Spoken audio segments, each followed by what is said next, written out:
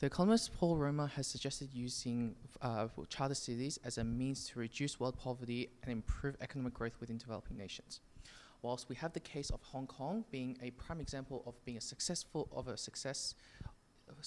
example of these charter cities, however, many academics are still skeptical of the idea, stating that there are too many political and economic issues that need to be addressed in order for this to be properly well received. In my opinion, there are 4 primary reasons why this is not a good idea.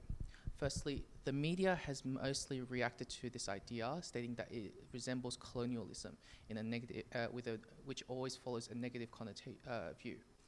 Secondly, there is a sovereignty issue. The very idea of using charter cities means giving up a portion of the land to an outside third party in order to help govern that city. Many countries will not like this in order to help preserve their own sovereignty, and even if leadership were to be open to this idea, many citizens would not be. The third reason would be the assumption that governments of developed nations are better at managing economic growth within their nations.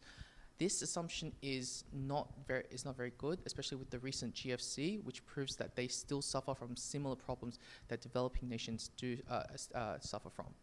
The fourth and final reason would be the question of jurisdiction.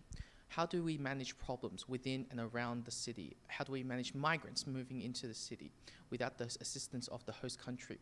These problems must be addressed in order to properly fulfill the vision that charter cities bring. Paul Romer has criticized many of these concerns, stating we are merely lacking in imagination. However, this very statement implies that he is showing off the very arrogance of economics, which always has the belief that they can stand on its own without any support from other related disciplines. In conclusion, the charter cities, whilst the idea has much merit, needs more thought and consideration in order to realize the true meaning of the idea.